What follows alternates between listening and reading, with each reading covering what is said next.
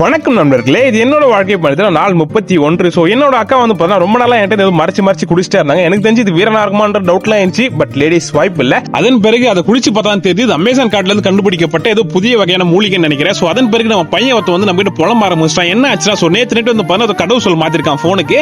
ஆனா காலையில தூங்கி அந்த அதை மறந்துட்டு இருக்கான். எனக்கு தெரிஞ்சு வீரன் இவங்க தான் வேலையை காமிச்சதுன்னு நினைக்கிறேன். ஸோ நம்மளுக்கு தெரிஞ்ச வரைக்கும் நான் பார்க்கலாம் சொல்லிட்டு வாங்கி பார்த்த மாதிரி எனக்கு தெரிஞ்சு ஹார்ட் அட்டாக்லாம் நான் செத்துட்டு இருப்பேன்னு நினைக்கிறேன். 5000 செகண்ட் காட்டுது, அதாவது 2.5 நாள் கிட்ட காட்டுது. ஏதாவதுனா திருப்பி பாஸ்வேர்ட் போடுறது.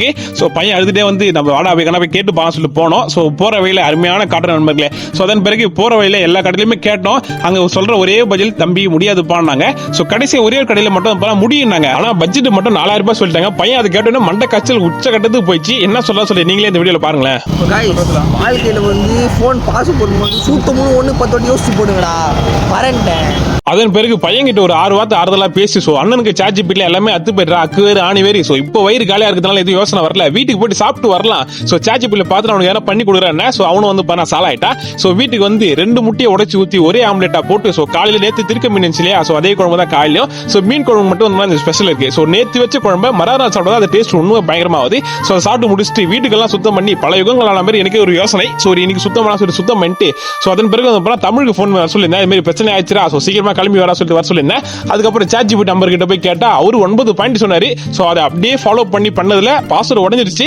ஆனா ஜிமெயில் கேட்ட பாருங்க, ஜிமெயில் தெரியலன்ட்டா. இந்த ஊர்ல ஜிமெயில் தெரியாம இருப்பாங்களாங்க. அதன் பிறகு அலைபேசி நம்பர் வச்சு ஓபன் பண்ணிட்டோம். அதுல சின்ன ஒரு பிரச்சனைனா சாட்ஜிபிடி கொடுத்த பாயிண்ட்ல 8வது பாயிண்ட் படிக்க மறந்துட்டோம். என்ன ஆச்சு சொல்லிட்டு கேட்டீங்கன்னா, நம்ம ரீசெட் அடிக்கிறப்போ நம்ம போன்ல இருக்கிற போட்டோஸ் கான்டாக்ட்ஸ் எல்லாமே போயிட்டு புது போன் மாதிரி தான் ரெடி பண்ணி கொடுக்குமா.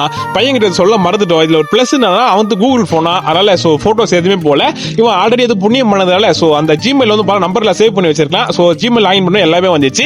சோ அதன் பிறகு அவங்க தாத்தா வண்டிக்கு ஏதோ பேட்டரி மாத்தணும் சொல்லி திருப்பி கூட்டிட்டு போனா, நாங்க வர மட்டும் தான் சொன்னோம். சோ ஐஸ்கிரீம் வாங்கி தரேன்னா சோ அதனால போயிட்டோம்.